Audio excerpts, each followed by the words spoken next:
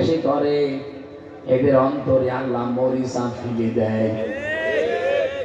এদেশে ওজনে কম বেশি আছে না নেই? ওজনে কম বেশি কারে বলে? আমরা বাংলাদেশে অনেকেই মনে করি এটা মাত্র যারা দোকানদারি করে তাদের জন্য। না, ওয়াইলুল লিল মুতাফফিফিন আল্লাযীনা ইযা তালু আলান নাসি ইস্তাউফুন। রব্বুল আলামিন বলেন, আক্ষেপ ওদের জন্য আমার আফসোস লাগে যারা মুতাফফিফিন। মুতাফফিফিন কারে বলে? যারা নেওয়ার সময় ওজনে বেশি করে নেয় আর দেওয়ার সময় মানুষকে কম দেয়। এই মানুষগুলো আল্লাহর ভাষায় মুতাফফিফিন বলেন। নাউযুবিল্লাহ। এখানে ওজনের যে সিস্টেমটা আমি তাফসীরে পেয়েছি, পৃথিবীর প্রতিটা মানুষ ওজন করে। এই যে আমিও কিন্তু ওজন করছি। আমি যা পেয়েছিলাম লেখাপড়া করে, ওগুলো যদি দেওয়ার সময় ডেলিভারি ঠিক মতো দিতে না পারি, আমার জন্য আফসোস। আক্ষেপ।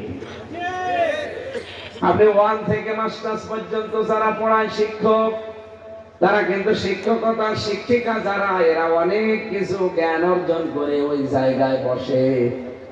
যা কিছু তারা অর্জন করেছে, পেয়েছে, নিয়েছে, এটা দেওয়ার সময় আর ঠিক মতো ছাত্র ছাত্রীদেরকে দিতে চায় না। তখন বলে প্রাইভেট পড়া লাগবে, কোচিং করা লাগবে।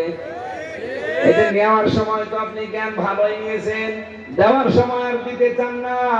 আপনার জন্য আল্লাহ বলেন আফসোস, আক্ষেপ। এই ওজনে এভাবে যারা কম বেশি আজ আমরা করছি, বলেন তো এটা শুধু দোকানদারদের জন্য, ব্যবসায়ীদের জন্য? বলেন বলেন, কার জন্য ধরবেন না? প্রত্যেকটি মানুষের জন্য ধরা যায়। একটা শপথ যারা নেয়, 1628 জন মানুষ দেশের দায়িত্ব এখন আছে। শপথ নেওয়ার সময় হয় সংবিধান হাতে নেয়, নাই কোরআন হাতে নেয়। শপথ নেওয়ার সময় যে কথাগুলো বলে, যত মানুষ প্রশাসনের দায়িত্বে আছে সবাই শপথ নেওয়া লাগে, কিন্তু শপথটা দুনিয়াতে কর্মজীবনে যে আর ঠিক মতো দিতে পারে না। আমার মনে হয় পড়া কোরআন শরীফ লাগবে না, শুধুমাত্র লুল্লিল মুতাফফিফিন এই আয়াতটাই আমাদের হেদায়েত পাওয়ার জন্য যথেষ্ট। আমরা যদি আজ এভাবে নিতে পারতাম, আজ প্রাইভেট পড়ানো লাগতো ছেলে মেয়েদের, কোচিং করানো লাগতো। কেন কোচিং করাবেন? যার কাছে করাবেন সেও তো একজন মাস্টার। আপনার ছেলে মেয়ে যার কাছে দিয়েছেন সেও মাস্টার। সে ক্লাসে ওইগুলো দেয় না, এই জন্য আলাদা করে 2-3 ঘন্টা লাগে। এই কথা বলছে না কেন? এরকম মাস্টার দেশে নেই। আমার যতটুকু আয়াত পড়ে বিশ্বাস, আমাদের অন্তর আজ কালো হয়ে যাচ্ছে। অন্তরে আর ভালো কাজ ভালো লাগে না, খারাপ কাজও খারাপ লাগে না, সমান মনে হয়। এই একটাই কারণ, আমরা ওজনে সবাই সব জায়গায় কম বেশি করছি। 2 নম্বরের অপরাধ পেয়েছি যারা ঘুষ নেয়, ঘুষ দেয়। এই সিস্টেম যেখানে যেখানে চালু থাকবে, ঘুষ নেওয়া, ঘুষ দেওয়া, এটা শুধু অফিস আদালতেই না, প্রত্যেকটা জায়গায়। কত ছাত্র আছে শিক্ষকের কাছে মার্ক বেশি পাওয়ার জন্য তার একটু বেশি বেশি দেখবেন আলাদা কেয়ার করে, কথা শুনে, বিভিন্ন রকমের সাহায্য আছে যেগুলো শিক্ষককে করছে। সব ছাত্র এটা করে না, ও করছে এই জন্য যারা একটু মার্ক বেশি পায়। এইটাও ঘুষ। বাংলাদেশে কোন শিক্ষা প্রতিষ্ঠানে এটা নেই। আর রাশি ওয়াল মুরতাশি কিলাহুমা ফিন্নার। ঘুষ যে দেয়, ঘুষ যে নেয়, দুইজনে জাহান্নামী। আমাদের অন্তরগুলো আজ কালো হওয়ার 2 নাম্বার কারণ এইটা, আমরা যারা আজ ঘুষের এই সিস্টেম বদলাতে পারছি না। বাংলাদেশের আজকে মসজিদ থেকে শুরু করে সংসদ পর্যন্ত, আপনি বলেন তো এমন কোন জায়গা দেখাতে পারবেন যেখানে ঘুষ নেই? মসজিদের ইমাম নেবে, তাও কমিটি ঘুষ খায়। কি কথা বলছেন? কমিটির সভাপতি, সেক্রেটারি, মোতাবল্লি যারা আছে সে টেনে টেনে নিজের দিকে নেয়। মনে মনে করে যে আমার আত্মীয়কে এখানে ঢোকানো লাগবে। আমার কুষ্টিয়া মেডিকেল কলেজের যে মসজিদ, ওখানে আগে দায়িত্বে ছিল যিনি, আমি নাম নিলাম না তার, সে পালিয়েছে। এই লোকটার ভাগ্নে, দুঃসম্পর্কের এক ভাগ্নে, যে বলছে মামা আপনি তো দায়িত্বে আছেন, আর এটা মসজিদ সরকারি, কিছু করা লাগবে না জীবনে আমার, আপনি শুধু একটু সুপারিশ করে দেন আমার যেন অন্তত খতিব ইমাম এটা হয়ে যায়। মামা ওরে ডাক দিয়ে বলছে ভাগিনা আমার জন্য একটু মিষ্টি খাওয়ার কিছু দিও। ও মনে করছে মিষ্টি খেতে আর কয় টাকায় লাগতে পারে না, 2-3 হাজার। বলছে মামা ঠিক আছে মিষ্টির ব্যবস্থা আমি করবো, কয় কেজি মিষ্টি খাবেন আপনি? ও মামা শেষে বলছে বেশি না, মাত্র 10 লাখ টাকা দিবে।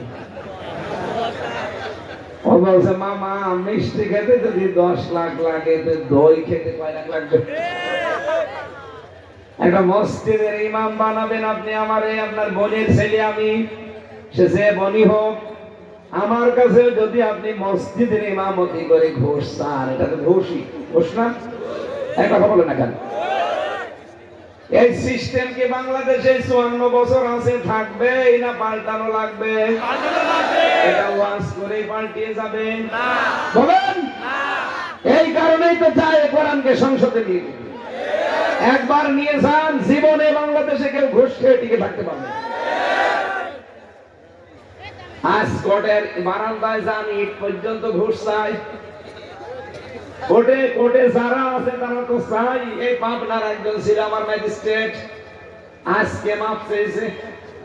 পাবনা দারুল আমান ট্রাস্টে একজনের কাছে ক্ষমা চেয়ে পাঠিয়েছে যে হুজুরকে বলেন আমার যেন মাফ করে দেয়। কেন, কি নাম তার? বলছে আতিক। এই তো এই লোকটা আমার ম্যাজিস্ট্রেট ছিল, আমার 5 দিন রিমান্ডে নিয়েছিল দ্বিতীয় মামলায়।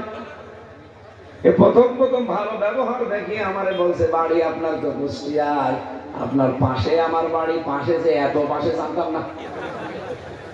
আমার পাশে তো আরো আছে, ঝিনাইদহ আছে, রাজবাড়ি আছে, মেহেরপুর আছে, চুয়াডাঙ্গা আছে, পাবনা আছে, 6টা জেলার মাঝখানে আমি মনে করেছিলাম অন্য অন্য জেলা হতে পারে, তো পাবনা। আজকে জানলাম এই এতদিন পর ওনাকে আজকে ক্ষমা চেয়েছে যে আমার মাফ করে দিয়ে, আমার কিছু করার ছিল না, আমার কিছু করার ছিল না। এই কথা বাংলাদেশে কেউ যেন আর বলতে না পারে। আমার মামলাটা এখন আর মামলা না, শুধু 3 বছরের ভেতরে কোনোদিন জামিন দেয়নি, আর মামলা আগস্টের 5 তারিখের পরে তুলতে দেরি, পুরাটা খারিজ করে দিয়েছে। আমি জজ সাহেবকে গোপনে জিজ্ঞাসা করলাম যে মামলা তো এতদিন আপনার কাছে ছিল, তখন তো আপনি জামিন দিলেন না, আর এখন তো জামিন না, পুরা খারিজ করে ঢিসমিস করে দিয়েছেন। বলছে হুজুর আমার হাত বাঁধা ছিল, এখন আমার হাত খোলা আছে, আমি এখন ন্যায় বিচার করে দিলাম। আমি সেই প্রথম 20 সালে জানতাম যে আপনার কোনো দোষ নেই, কিন্তু কিছু করার নেই, দেশে মাত্র একজনের কথাই চলে। আপনি আমার মাফ করে দিয়ে, মাফ আমি করে দিয়েছি, কিন্তু 3টা বছর ফেরত দেন। 3টা বছরে প্রায় 32 লাখ টাকা আমার বাবার কাছ থেকে এরা খেয়েছে, টাকাগুলো ফেরত দেন। কোনদিন আপনি ফেরত দিতে পারবেন না 3টা বছর? কি আযাব, কি গজব, কি শাস্তির ভেতরে রেখেছিলেন আপনারা। আয়না ঘরে আমি প্রথম দিকেও ছিলাম, আমি জেনেছি এটা কত কঠিন জায়গা। আমার রিমান্ডে এমন এমন কাজ ওরা করেছে, মাথার চুল থেকে পায়ের তালু পর্যন্ত 1 ইঞ্চি জায়গা বাকি নেই যেখানে মারে না, যেখানে যেভাবে টর্চার করা যায়। আমি এই যে শক্ত জায়গায় বসতে পারি না, নরম জায়গা ছাড়া। এত পিটানো পিটিয়েছে, শুধু ম্যাডাম ছাড়া কাউকে দেখানো যায় না। হাসতেছে, বাড়ি তো পড়ে না পেছনে।